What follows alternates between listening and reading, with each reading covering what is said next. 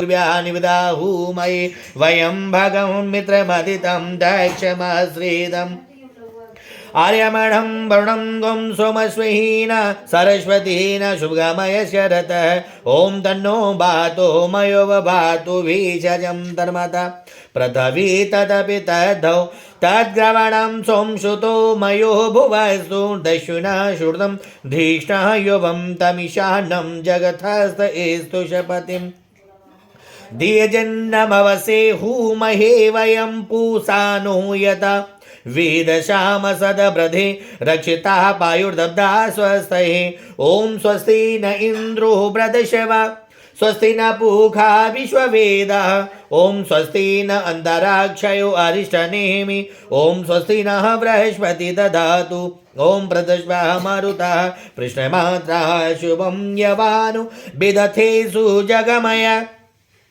अग्निजीवाः मनवासुरचक्षसु विश्वे न देव अवसागमन् भद्रं कर्णी विषुणयां देवा भद्रं वाक्षिमक्षवृजनः स्तरे रङ्गे स्तुष्टवां सस्तनोभिप्रसेमहि देवितं यदायु शतमिन्नो शरदु अन्ति देवा यत्रा न शग्राजर्षं धनुनाम ॐ पुत्राश्वयत पितरो भवन्ति मानो मध्य ऋणी सदाय गन्ध्रौ आदितिरन्तरिक्ष वदति माता स पिता स पुत्रः विश्वदेवा आदति पञ्चः जना आदितिर्धातमदिति जनेन्द्वम् ॐ धौ शान्तिरन्तरिक्षं गुं शान्ति पृथ्वी शान्तिराप शान्ति रौषधय शान्ति वनस्पति शान्ति विश्वदेव शान्ति ब्रह्मा शान्ति सर्वगुं शान्तिरेव शान्ति श्यामा शान्तिरेदि ॐ यतो यथा समीयसे ततो नो अभ्यं कुरु सम्न कुरु प्रजाभ्यो अभ्यं नः पशुभ्यां सुशान्त भवतु ॐ श्रीमन्मङ्गलाधिपतये नमः लक्ष्मीणाभ्यां नमः उमामहेशाभ्यां नमः वाणीहिणगर्भाभ्यां नमः सचीपुन्द्राभ्यां नमः श्रीमातृकमलभ्यो नमः इष्टदेवताभ्यो नमः कुलदेवताभ्यो नमः ग्रामदेवताभ्यो नमः वास्तुदेवताभ्यो नमः स्थानदेवताभ्यो नमः सर्वेभ्यो देवेभ्यो नमः सर्वेभ्यो ब्राह्मणेभ्यो नमः ओम सिद्धिबुद्धिसहिताय श्रीमन्महागणाधिपतये नमस्तते नमो नमः।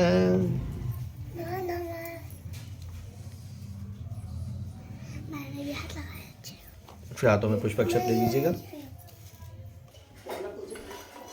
ओम सुमकर्षे दन्तश कपिलो गजगर्णिका लंबोदरः सविघटो वेघ्ननाशो विनायक धूम्रकेतु गणाध्यक्षो बालचंद्रो गजानन ओम द्वादशतानि नामानि या पठेत् यदापि विद्यारम्भे विवाहे च प्रवेशे निर्गमे तथा संग्रामे संकटे चैव विघ्नस्तस्य न जायते ओम शुक्लाम्बरम् ओम दिवं शशिवर्णं चतुर्भुजं प्रसन्नवदनं ध्यायेत् सर्वविघ्नोपशान्तये अभीष्टसिद्ध्यर्थं पूजते असुरासुरे सर्वविघ्नहर्तस्मै श्रीगणाधिपतये नमः। सर्वमङ्गलमाङ्गल्ये शिवे सर्वारति साधके शरणे त्र्यम्बके गौरी नारायणी नमोस्तुते सर्वदा सर्वकार्येषु नास्ति तेषां मङ्गलं येषां हृदयस्तु भगवान् मङ्गलाय तनोहरि तथैव लग्नं सुदिनं तदेव ताराबलं चन्द्रबलं तदेव विद्याबलं देवबलं तदेव लक्ष्मीपतिदयं युगं ईश्वरामि लाविस्तां जयस्तां कुतिस्तां पराजय एषमिन्दिवर्षामो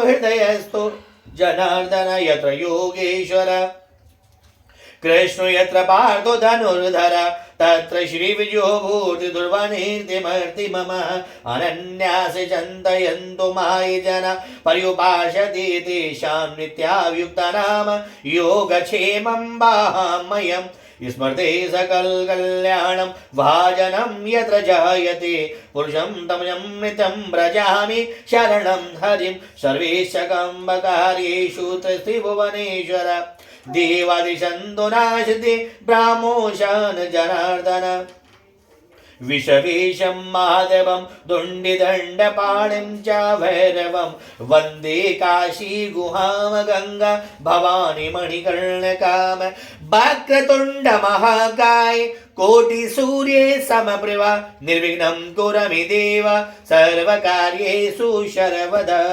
ॐ भूर्भुवस्सुः गणेशाम्बिकाभ्यां नमः। ॐ पुष्पम् अक्षतं समर्पयामि।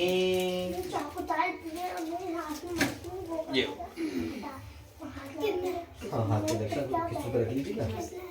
संकल्प करेंगे।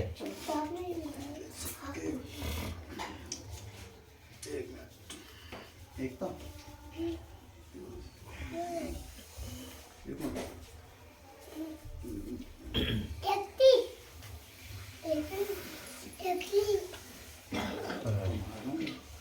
ओम विष्णु विष्णु विष्णु श्रीमद्भगवतो महापुरुषस्य विष्णुराज्ञा प्रवर्तमानस्य ब्राह्मणो अहिं द्वितीये प्रार्धे श्री श्वेतवहारा कल्पे वैवस्वतंत्रे कलियुगे कल्प्रथम चरणे जम्बूद्वीपे वर्तखंडे आर्यवर्ते कृष्ण पक्षे संवत 2079 राष्ट्रीय साके 1944 मासनामासे अमुक मासे पौष मासे अमो नक्षत्र्याम अमो घड़ी पलोग्याम अमो कर्णयाम अमुक दिन रविवार वाशेश्याम प्रातः काले श्री गौरी गणेश पूजन नवग्रह आदि देव पूजन सत्यनारायण व्रत कथा पूजन अमुख यजमान श्रीमान जी सनी ठाकुर जी अमुक कुली गोत्र कश्यप गोत्रस्य अमुक स्थाने विकास नगर स्थाने रामपुर स्थाने कोशी गंगा किनारे स्थाने शुभ अवसर पर बड़े पुत्र के ज्येष्ठ पुत्र के जन्मदिन संस्कार के शुभ अवसर पर व्रत कथा पूजन संकल्प एवं हवन संस्कार पूजन ओम धन प्राप्ति सुख समृद्धि प्राप्ति पारिवारिक सुख शांति प्राप्ति हेतु पूजनार्थाय इदं संकल्पं करैष्यते।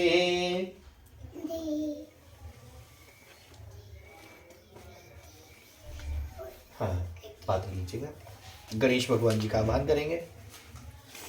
ओम श्री वक्रतुंड महाकाय सूर्यकोटि समप्रभा निर्विघ्नं कुरु मे देव सर्वकार्येषु सर्वदा। ओम गजाननं भूतगणाधिसेवनं कपितजम्बुफलचारुभक्षणं उमासुतं शोकविनाशकारिकं नमामि विघ्नेश्वर पादपङ्कजं श्रीगणनां त्वाः गणपति गोंगवामहे प्रियणां त्वाः प्रियपति गोंगवामहे निधिनां त्वाः निधिपति गोंगवामहे। ओम वसोमं अहं जानि गर्वर्धमः त्वं जासि गर्वर्धमः। ओम भूर्भुवस्सुः गणेशाम्बिकाभ्यां नमः। ओम जल आत्मनं समर्पयामि ओम वस्त्रं समर्पयामि पुंगीफलं धूपं दीपं निवेद्यं द्रव्यदक्षिणयां तं समर्पयामि। हाँ बात अच्छा इसमें हाथ दोने में लगाते रहो सभी दोने में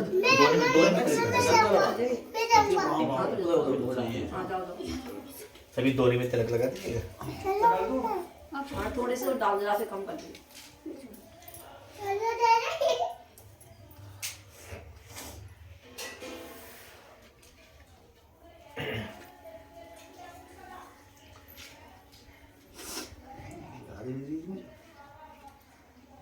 लो गौरी माता जी का आह्वान करेंगे, पार्वती माता जी का, गणेश भगवान जी की माता जी का। ओम सर्वमंगल मांगल्ये शिवे सर्वारति साधके शरणे त्र्यंबके गौरी नारायणी नमोस्तुते।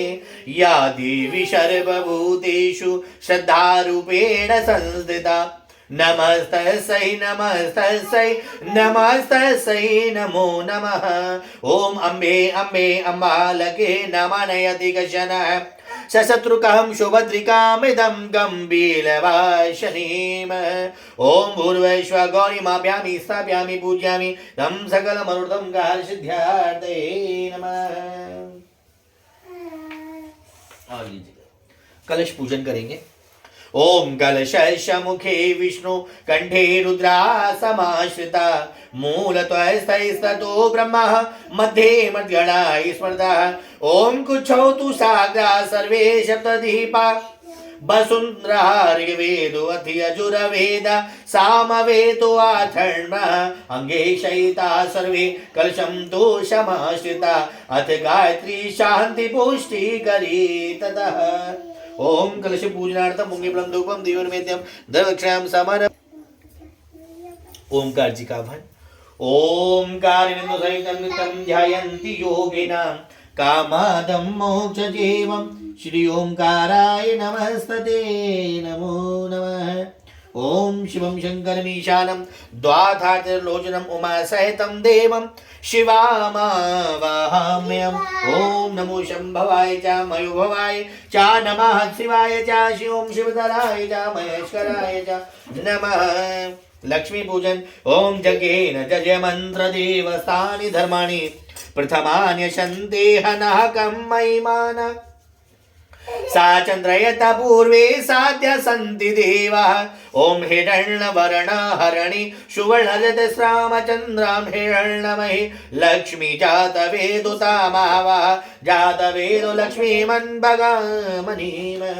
नागम्यं महालक्ष्मी नागम्यं परमेश्वरी नागम्यं जगदात्री महालक्ष्मी नमोस्तुते।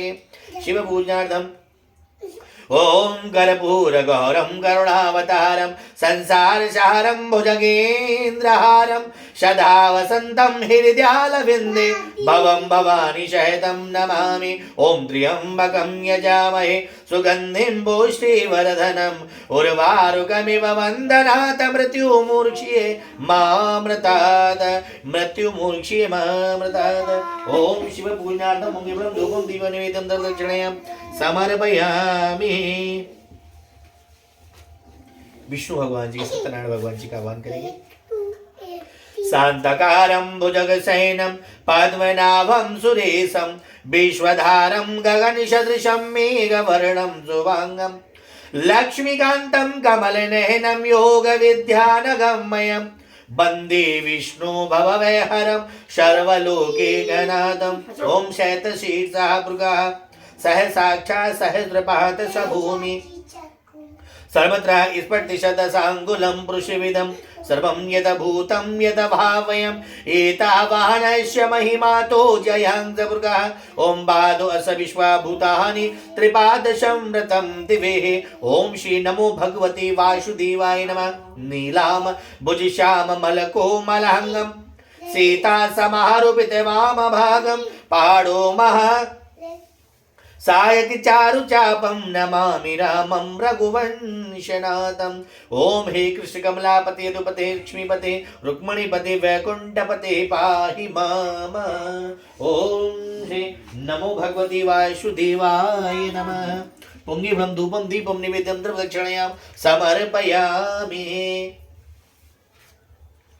हनुमान जी महाराज जी का नाम। ओम अतुलित बलधामं हेम शैलावदेहं धनुजवन कृशानुं ज्ञानिनामग्रगण्यं सकल गुण निधानं बाणिनाणामधीशं रघुपति प्रिय भगतं भात जातं नमामि।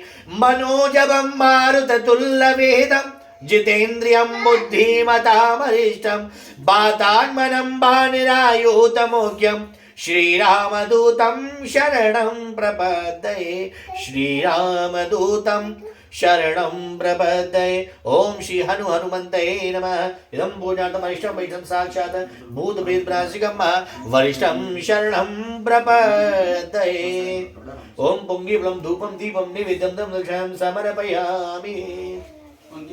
अंत में नवग्रह का आह्वान करेंगे। ओम ब्रह्मा मुरारे त्रिपुरांतकारी भानु शशि भूमि सुतो बुधैषा गुरु शुक्र शनि राहु केत्वा सर्वग्रह शांति करावन्तु शौर्य मथेन्दुरुज पदवी सन मंगलम जा मंगल सद्बुद्धि बुद्धशां गुरं सुखं सुक्षनिश्राय नमः। जपा कुसुम शंकाशं काश्यपेयं महादूतं तमो हरिशर्वपापग्रं पर्दो अस्मि दिवाकरम्। ओम सोमाय नमः भौमाय नमः बुधाय नमः गुरुवे नमः ब्रह्मदेवाय नमः शनिदेवाय नमः रविवाय रावे किं केतवे नमः। पुंगिव्रम धूपम दीपम निवेदम दक्षिणायां समर्पयामि। ओम आदित्यः वसुरुद्रः देवी मधुरा तिलकन्ते। ओम चंद्रश्मेत पूर्णं पापनाशं शर्वतः ओम इष्टिकर्षते नमः। ओम आभरणानि स्थापयामि पूजयामि। पुष्पम समर्पयामि। ये हमारे तिलक करिएगा। हाँ। ओम नमो ब्राह्मण देवाय गौ ब्राह्मणाय हिताय च जगताय कृष्णाय गोविंदाय नमः।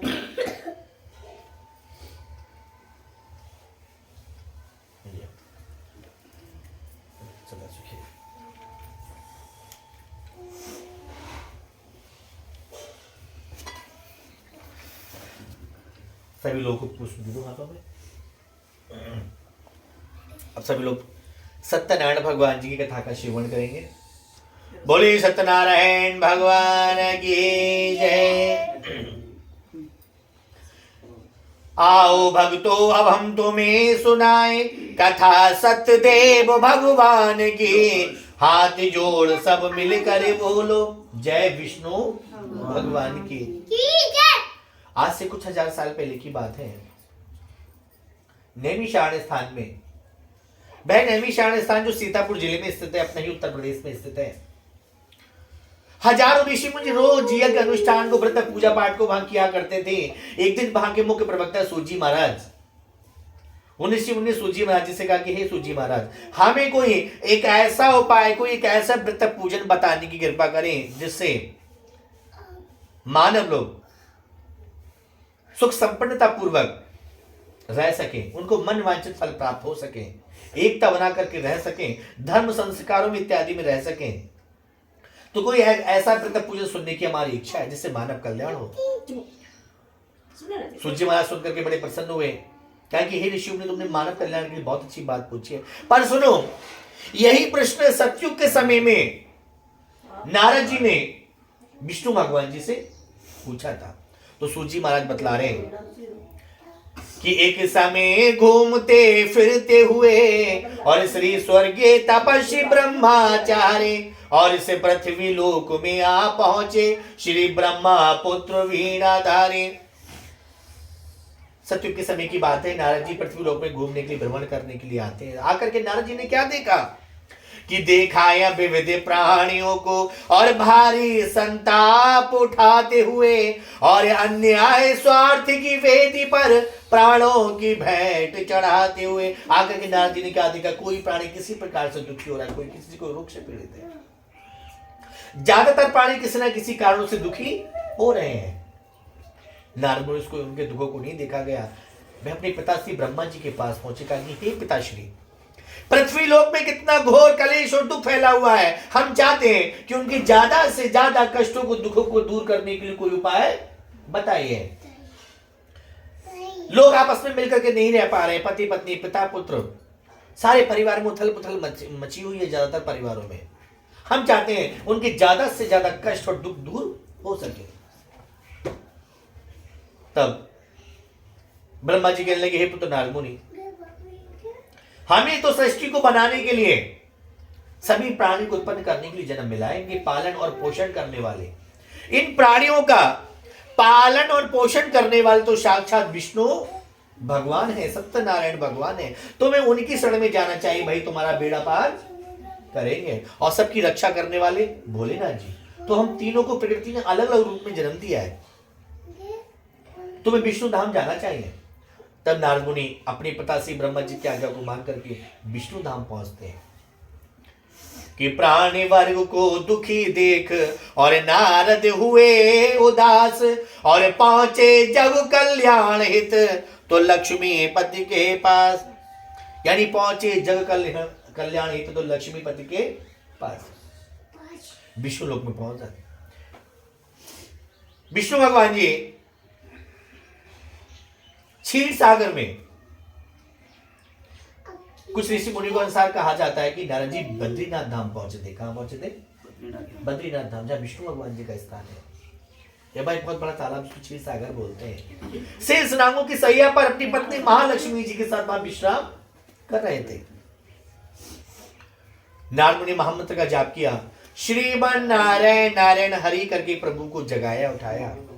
कहते कि हे प्रभु, आप यहाँ विश्राम कर रहे हैं, पृथ्वी लोक में कितना घोर कलेश और दुख फैला हुआ है। हम चाहते हैं उनके ज्यादा से ज्यादा कष्टों को, दुखों को दूर करने के लिए कोई उपाय बताओ।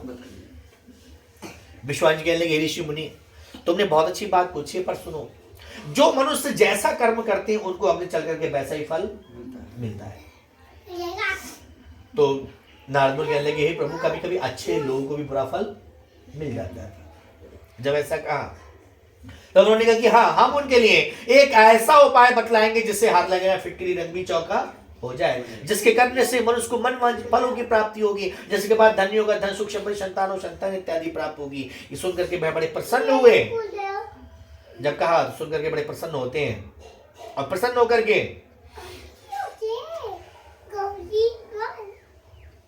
नारद मुनि कहने लगे, हे प्रभु, क्या उपाय है, बताने की कृपा करें। विश्वास जी कहने लगे, हे नारद मुनि, पहले ये देखो, सबसे ज्यादा व्रत पूजा पाठ पृथ्वी लोक में कहाँ होती है। नारद मुनि कहा कि हे प्रभु, सारी पृथ्वी पर व्रत पूजा पाठ होती है। पहले समय में कोई ईसाई नहीं था, कोई मुसलमान नहीं था, कोई सरदार सिख नहीं थे, कोई जैन नहीं थे, सब सत्य सनातन धर्म ही था।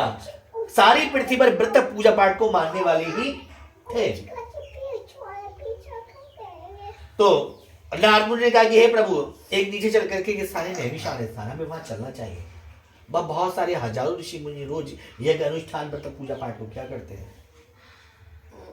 नारद जी, विष्णु भगवान जी दोनों बद्रीनाथ से चल करके उस नैमिषारण्य स्थान पर आए, और आकर के 1000 ऋषि मुनियों ने हाथ जोड़ करके निवेदन किया कि हे प्रभु, मानव कल्याण के लिए, मानव को सुख संपन्नता बनाने के लिए, सुख शांति से रहने के लिए, धर्म संस्कारों में रहने के लिए, हे प्रभु, कोई उपाय हो तो बताने की कृपा करें। विश्वास जी कहने लगे, हे ऋषि मुनियों सुनो, तो भगवान बतलाते हैं कि जब मनुष्य के मन में आए तब भगवान जी का भोग लगा सकते हैं। हे ऋषि मुनियों, सभी लोगों को सत्य व्रत का पालन करना चाहिए। क्या का सत्य व्रत का, ये हम लोग सत्यनारायण जी कथा कर रहे हैं। कहते कि सत्य ही नारायण है, सत्य ही नारायण है। हमें अपने जीवन में हमेशा सत्य बोलना चाहिए, अच्छाइयों को लेकर चलना चाहिए, एक दूसरे का हमें सम्मान करना चाहिए, अपने बड़ों का आदर करना चाहिए। घर में जिस प्रकार से एकता बना करके सम्मिलित रहा जाता है, सम्मिलित रहना चाहिए, धर्म संस्कारों में इत्यादि में रहना चाहिए। कोई छल कपट बुराई वाली बात अपने मन में कभी नहीं आनी चाहिए। वही सत्यनारायण जी की पूजा है। ये ऋषि मुनि सुनकर के बड़े प्रसन्न हुए। सब ऋषि मुनियों ने कहा कि हे तुम कैसे कैसे करनी चाहिए।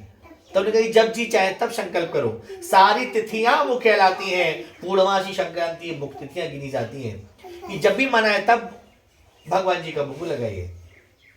सत्यव्रत कथा, जब मन आए तब सत्यव्रत कथा को करिएगा। तो सभी ऋषि मुनि सुन करके बड़े प्रसन्न हुए। सभी ऋषि मुनियों ने भगवान जी के बाद तैयारी की, पूजा पाठ की, एक सुंदर आसन सजाया, केले के पत्ते का मंदिर बनाया। मंदिर बना करके प्रभु को आसन दिया गया, और सभी ऋषि मुनियों ने मिलकर के मंत्रोच्चारण के द्वारा भगवान जी का पूजन करा गया था। भगवान जी का पूजन किया मंत्रोच्चारण के द्वारा, और फल मिष्ठान इत्यादि जो भी सब कुछ था, फूल पान वगैरह सब भगवान जी को अर्पित किए। मंत्रोच्चारण के द्वारा पूजा पाठ चलती रही। अंत में भगवान जी को भोग लगाया गया, आरती हुई, खूब गाना बजाना हुआ, भगवान के भजन कीर्तन हुए। आरती होने के बाद में प्रसाद को सभी को बांटा गया। सभी लोग बड़े प्रसन्न हुए। वो 2-2.5 घंटे का कार्यक्रम बड़ा अच्छा लगा सभी लोगों को। तो भगवान कहते हैं कि जो जन विधान ये करते हैं और निज कर्मों का फल पाते हैं, वो से पृथ्वी लोक को तजते ही बैकुंठ धाम को जाते हैं। और कर पूजन भोग लगा करके पंचामृत आदि प्रसादों को देवाट प्रेम से सभी के लिए हरता जो त्रिविध विषादों को। देवाट प्रेम से सभी के लिए हरता जो त्रिविध विषादों को। भगवान जी के कथा के प्रसाद में, प्रसाद को खाने से मनुष्य के जीवन में 3 प्रकार के दुख होते हैं। कितने प्रकार के? मुख्य रूप से 3 प्रकार के दुख कौन कौन से? शारीरिक कष्ट, दैहिक कष्ट, बीमारियों से भरा हुआ हर किसी को होता है। दूसरा देवी कष्ट। देवी कष्ट कौन कौन से? अकाल आना, भूकंप आना, और ये सूखा पड़ना, बाढ़ आना, ये देवी कष्ट हो गए। ये भी हर साल आते ही हैं। तीसरा कष्ट है सुख संसाधन, अच्छे ढंग से ना रह पाना, अच्छे मकान में ना रह पाना, अच्छा घूमना फिरना ना हो पाना, अच्छा खान पान वस्त्र इत्यादि, ये सब कुछ भगवान जी के व्रत पूजन को करने से सब दुख दूर हो जाते हैं। ये सुन करके सभी ऋषि मुनि बड़े प्रसन्न हुए और सभी ऋषि मुनियों ने मिलकर के वहां भगवान जी का भोग लगा करके और सभी ऋषि मुनि ने भगवान का जयकारा लगाया। बोले विष्णु भगवान की जय। फिर नारद जी और विष्णु भगवान इस नैमिषारण्य स्थान से काशीपुरी नगरी जाने को वहां तैयार हो जाते हैं कि ऋषि मुनि बोलो एक साथ ही बोलो, मेरे सभी भक्त मिलकर बोलो। और यहाँ पहला अध्याय समाप्त हुआ। श्री सत्यदेव की जय हो। बोलो सत्यनारायण भगवान की जय।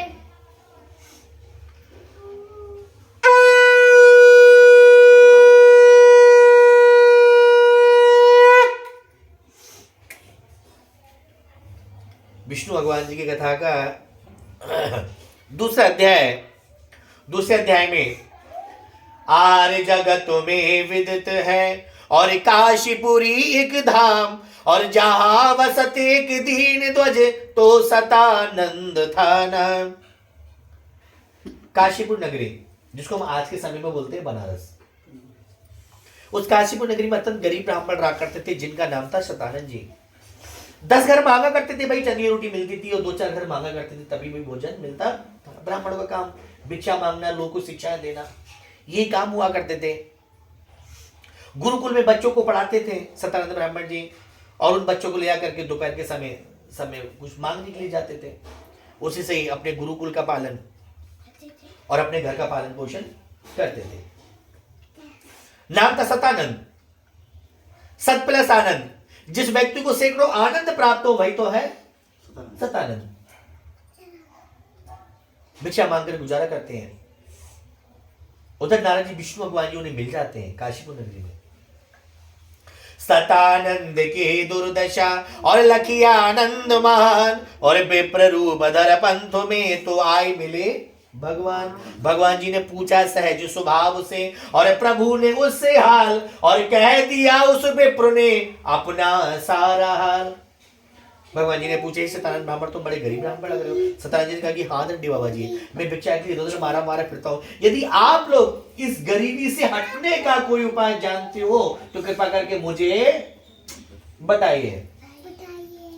जब ऐसा कहा तब उन्होंने कहा कि हाँ हम आपको एक ऐसा उपाय बतलाएंगे जिससे हर लगे ना फिटकरी रंग चौका हो जाए, जिसको करने से मनुष्य को मन वांछित फलों की प्राप्ति होगी, जिसके पास धन्य होगा, धन सुख संपत्ति ना हो, संतान इत्यादि प्राप्त होगी। सुनकर के बड़े प्रसन्न हुए। ब्राह्मण जी ने संकल्प लिया कि हे दंडी बाबा जी, हम अगले चल करके जब धनवान बन जाएंगे तो हम अपने घर पर भगवान जी का पूजन अवश्य ही करवाएंगे। हम संकल्प लेते हैं। ब्राह्मण जी घर आए, सतानंद ब्राह्मण जी घर आते हैं। घर आकर के अपनी पंडितानी जी को बताया। पंडितानी जी बड़ी प्रसन्न हुई। जब पंडितानी जी प्रसन्न होती है, रोज भिक्षा मांगने के लिए जाया करते थे वही सतानंद जी।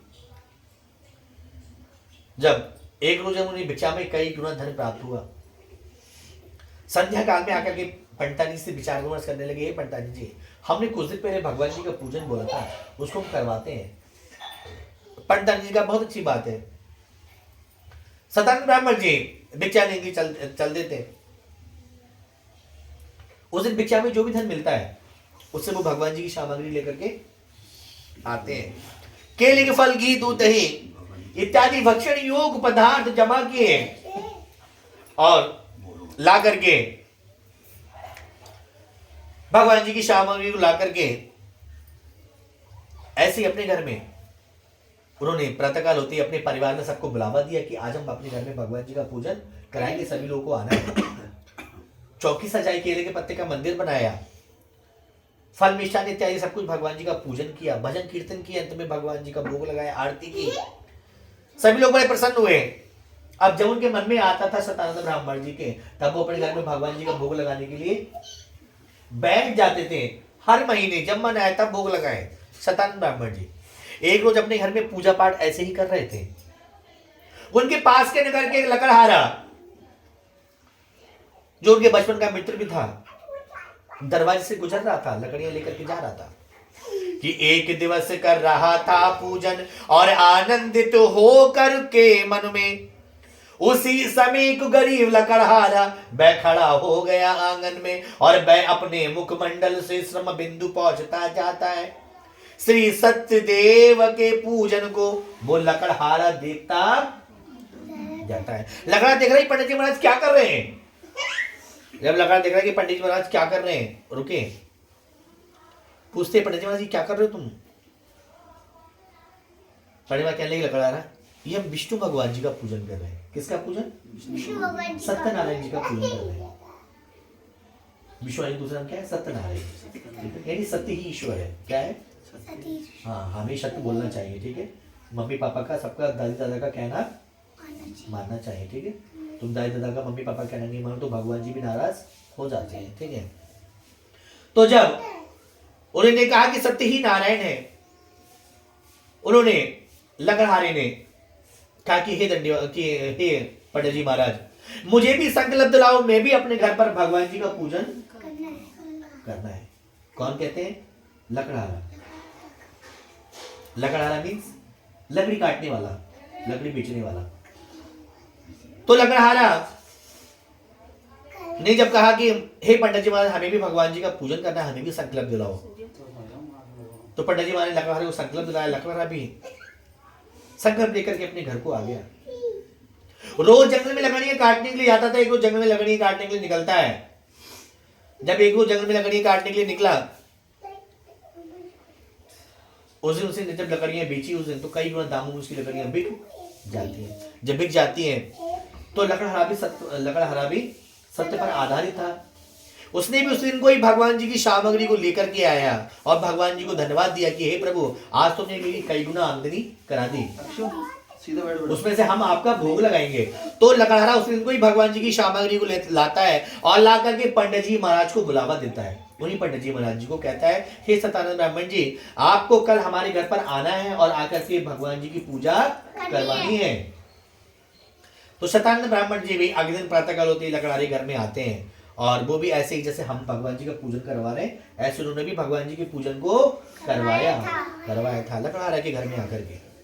परिवार के सब लोग बैठे हुए थे, बड़े प्रसन्न हुए और पूजा पाठ कराते हुए अंत में वह लकड़हारा भी हर महीने व्रत पूजा पाठ करा करके खूब सुखी संपन्नता होकर के वो भी अंत में स्वर्गधाम वैकुंठ धाम को चला जाता है। कि ऋषि मुनि बोलो एक ही साथ बोलो, मेरे सभी भक्त मिलकर बोलो। और यह दूसरा अध्याय समाप्त हुआ। श्री सत्यदेव की जय बोलो। बोलो सत्यनारायण भगवान की जय।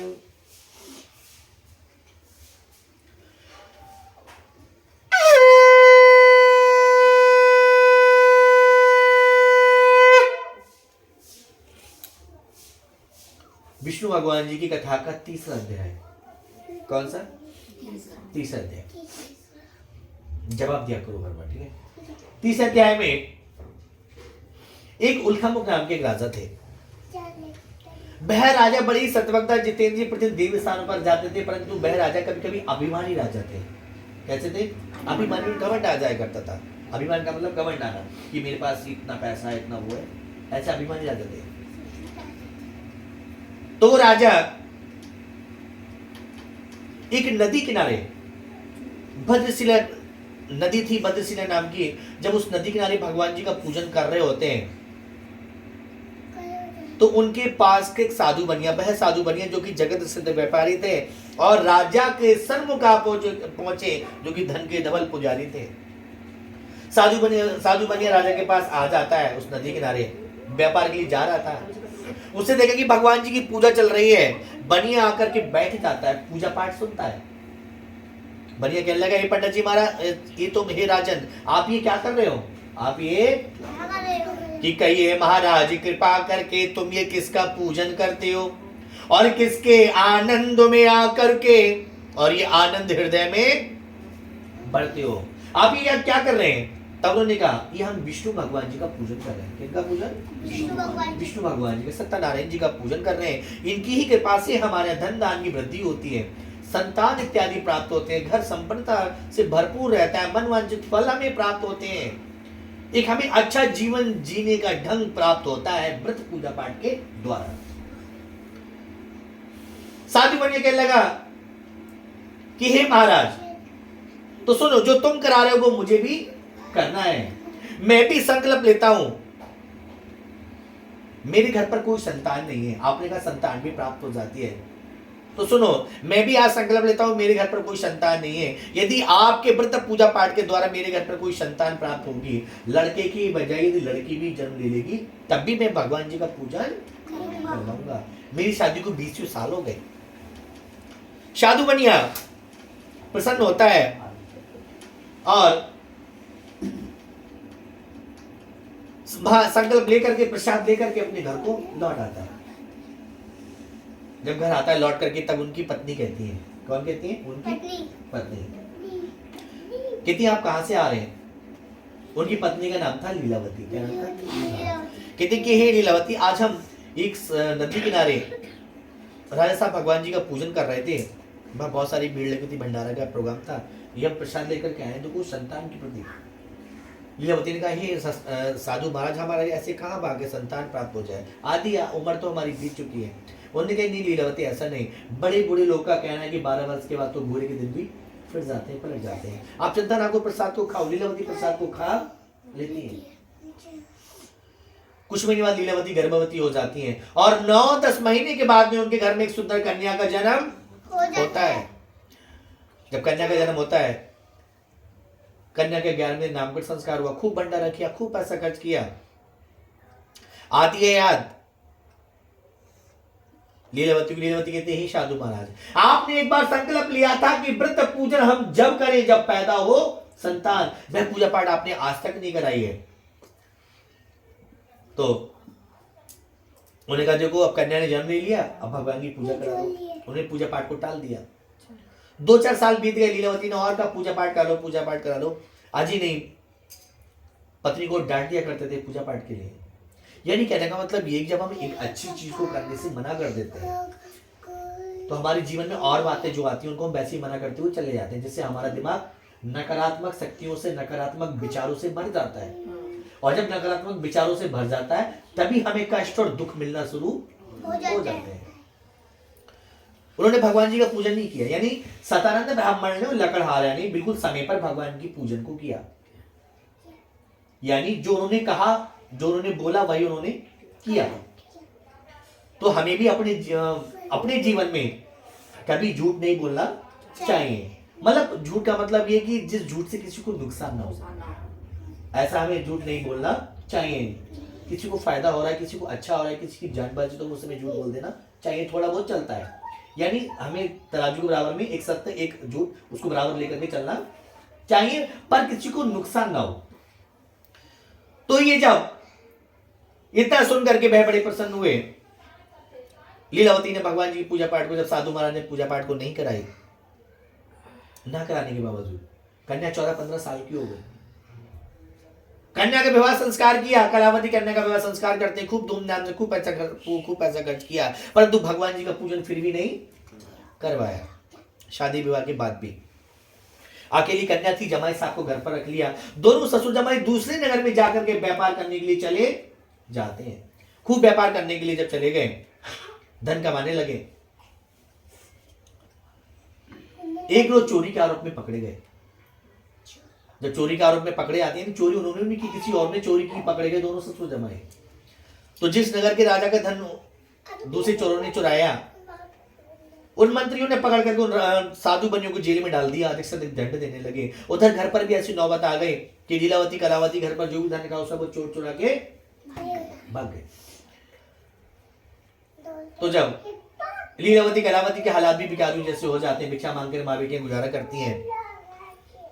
एक दिन कलावती कन्या कुछ भिक्षा मांगने के लिए गांव में जाती है। उसने क्या देखा कि एक पंडित जी महाराज जी के घर भगवान जी का पूजन हो रहा था, गाजन खूब भजन कीर्तन चल रहे थे। वहां बैठ गई, भगवान जी के प्रसाद लिया उसने और भोजन भी खाया, थोड़ा भोजन प्रसाद अपनी माँ के लिए भी ले आई। जब माता को पंचामृत का सार दिखाया तो माता को आ गई याद। माता को दिखाया पंचामृत प्रसाद तो माता को आ गई याद। माता ने कहा कि हे कन्या, तुम्हारे पिताजी ने संकल्प लिया था कि व्रत और पूजन हम जब करें जब पैदा हो संतान। तुम्हारे पिताजी ने, लीलावती कहती है कि हे कन्या, तुम्हारे पिताजी ने तुम्हारे पैदा ना होने से पहले संकल्प लिया था कि हमारे घर में जब भी कोई संतान होगी हम भगवान जी का पूजन करेंगे। वह पूजा पाठ तुम्हारे पिताजी ने आज तक नहीं करवाई है। हम लग रहे हैं वही कष्ट भोग रहे हैं। तो जैसा तैसे वो लीलावती कलावती ने भिक्षा मांगी जो भी इकट्ठा किया, सामग्री को ला करके उन्होंने ऐसे ही अपने घर में भगवान जी का पूजन करवाया। और जब भगवान जी का पूजन करवाया तो सभी लोग बड़े प्रसन्न हुए। और प्रसन्न होने के बाद जब सभी लोग बड़े प्रसन्न होते हैं, जब लीलावती कलावती ने भगवान जी की पूजा पाठ करवाई, भगवान प्रसन्न, भगवान ने उस राजा को स्वप्न में दर्शन दिया जिस राजा ने जेल में डाल रखा था। तो राजा ने प्रातःकाल होते ही उन दोनों बनियों को जेल से छोड़ दिया और वो अपने घर को आने के लिए तैयार हो गए। कि ऋषि मुनि बोलो एक साथ ही बोलो, मेरे सभी भक्त मिलकर बोलो। और यहाँ तीसरा अध्याय समाप्त हुआ। श्री सत्यदेव की जय। बोलो सत्यनारायण भगवान की जय।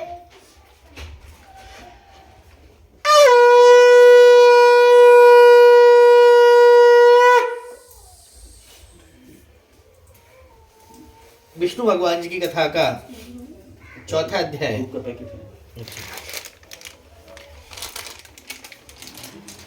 जब भी वो ससुर जमाई अपने घर को चलने के तैयार हो गए, घर पहुंचते पहुंचते 2-4 दिन में नदी किनारे आ जाते हैं। अपने गांव के समीप आ गए। नदी किनारे जब नदी पार करने वाले थे, नाव में सामान रख दिया, इतनी में दंडी बाबा जी आ जाते हैं, यानी विश्वनाथ जी आ गए उनकी परीक्षा लेने के लिए। कि भगवान बोले हे साधु क्या भरा तुम्हारी नविका में? तो साधु बोला हे भगवान लता पत्रा मेरी नविका में। मेरी नाव में तो लता पत्रा घास फूस वगैरह भरी हुई है, यदि आपको आवश्यकता हो तो ले लो। जब उन्होंने ऐसा कहा आवश्यकता हो तो ले लो, तो उन्होंने भगवान जी की प्रसाद उन्होंने नहीं लिया। जब उन्होंने कहा कि हाँ हमारे नाम में तो लता पत्रा भरी हुई है, तो जब दंडी बाबा गुस्सा है, दंडी बाबा ने कहा कि हे साधु बनिया, तुम्हारा वचन असत्य ना हो, तुमने हंस करके हमारा अपमान किया और हो जाए नाव में तुम्हारी लता पत्रा, ये कह करके वहां से प्रस्थान किया। तो दंडी बाबा जी कुछ दूर जाके किनारे बैठ गए, नदी किनारे। जब नाव पर घास फूस भरा हुआ देखा तो साधु बनिया मूर्छित होकर के नाव में गिर गए। तब उनके दामाद जी बोले हे पिताश्री आप शोक ना करें, ये दंडी जी का श्राप लगता है, हमारी यही समझ में आता है। तो दंडी बाबू नदी किनारे जाके बैठे हुए हैं, दंडी बाबा के पैरों में गिर जाते हैं, रोने लगते हैं, कहते हैं दंडी बाबा क्षमा करिएगा और पहले के समान हमारी नाव में धन को भर दीजिएगा। हमने आपसे झूठ कहा, हमने आपसे असत्य कहा। जब ऐसा कहा हमने आपसे झूठ बोला, तो जब उन्होंने कि हमने आपसे असत्य बोला, हमने आपसे झूठ बोला, तो तब उन्होंने कहा तुमने एक बार संकल्प लिया था व्रत पूजा हम जब करें जब पैदा हो संतान, तो क्षमा प्रार्थना मांगी साधु बनी ने और क्षमा प्रार्थना मांग करके दोबारा नाव पर आता है। नाव द्वारा धन से परिपूर्ण यात्रा प्रारंभ कर दी। नदी को उस पार पहुंचते गांव वाले नदी किनारे टहल रहे थे। गांव वालों से कहा घर जाकर लीलावती कलावती को बता दो कि जमाई राजा साधु महाराज बहुत सारा धन लेकर के आ गए, अपनी चलो। गांव वाले भागकर घर गए, घर पहुंचे, घर क्या देखा कि लीलावती कलावती दोनों माँ बेटियां भगवान जी का पूजन कर रही हैं। तो दोनों माँ बेटियां भगवान जी की पूजा पाठ कर रही थी। तो पूजा पाठ चल रही थी, पूजा पाठ चलते हुए गांव का आदमी आता है, कहता है नदी किनारे जमाई राजा साधु महाराज ने आपको बुलाया, चलो। दोनों माँ बेटियां अधूरा पूजन छोड़ छाड़ करके अपने पतियों से मिलने के लिए चली आई। जब अपने पतियों से मिलने चली आई, जब पतियों से मिलने के लिए चली आती हैं, तो जैसी नदी किनारे आती है वैसे ही आता है आंधी और तूफान, नहीं रहता जमाई का नाम हुआ निशान। नाव पानी में डूब जाती है जमाई राजा सहित।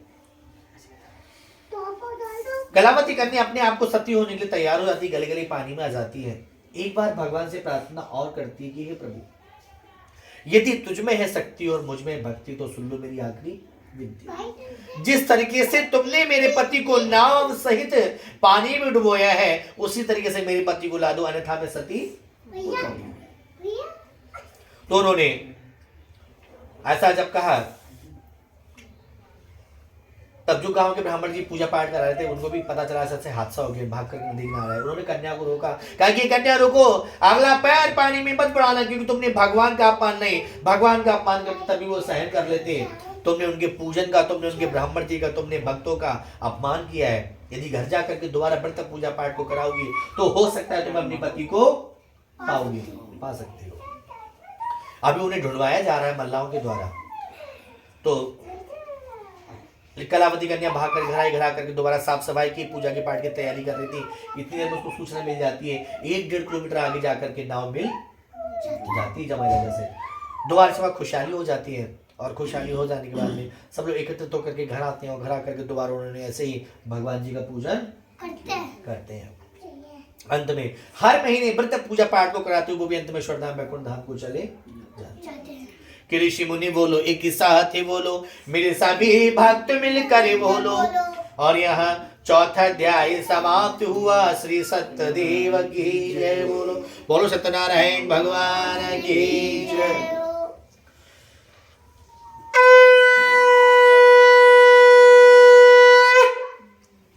विष्णु भगवान जी की कथा का अंतिम और 5वां अध्याय। पंचामृत आ गया? अभी नहीं आया लग रहा है, कसार तो आ गया है।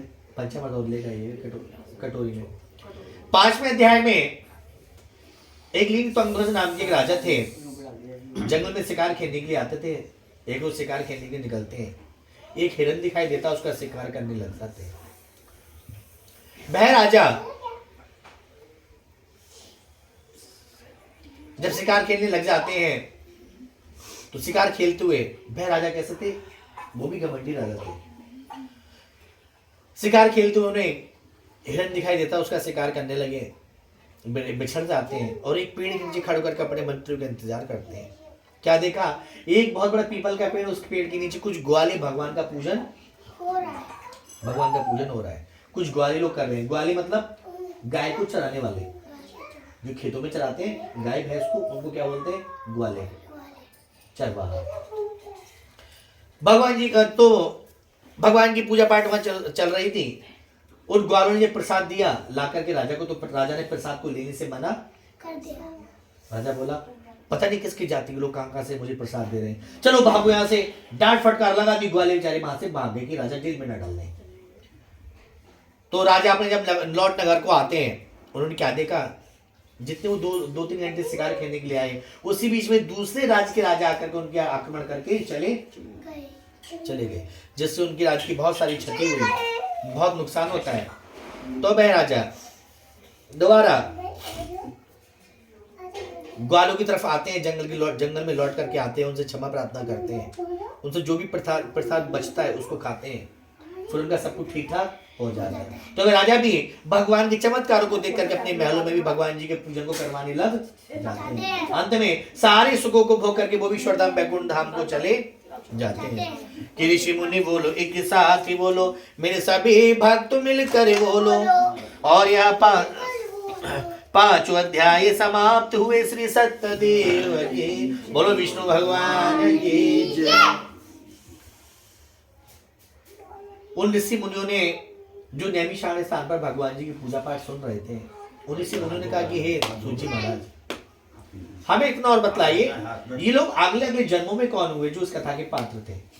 तब उन्होंने कहा सतंग नाम के ब्राह्मण जी जो थे वो सुदामा जी हुए, द्वापर युग में जाकर। सतयुग में सतानंद जी रहे, द्वापर में सुदामा जी हुए। लकड़हारा ये भीलों के राजा निषाद राज जी हुए, त्रेता युग में जाकर के निषाद राज। और उल्कामुख नाम के राजा, उन्हें स्वयं राजा दशरथ यानी प्रभु राम जी के पिता बनने का अवसर प्राप्त हुआ। यानी जिन लोगों ने ज्यादा से ज्यादा व्रत पूजा पाठ किया वो लोग अपने क्षेत्र के प्रसिद्ध व्यक्ति के रूप में हुए।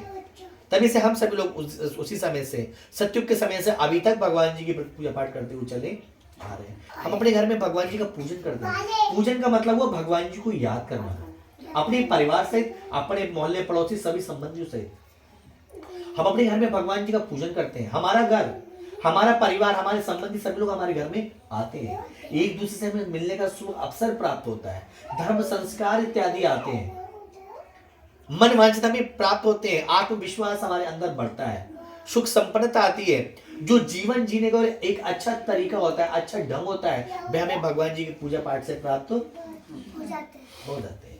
तो हम उसी समय से भगवान की पूजा पाठ करते चले आ रहे हैं। बोलो विष्णु भगवान की जय। सभी लोग पुष्प चढ़ा दीजिएगा। सबसे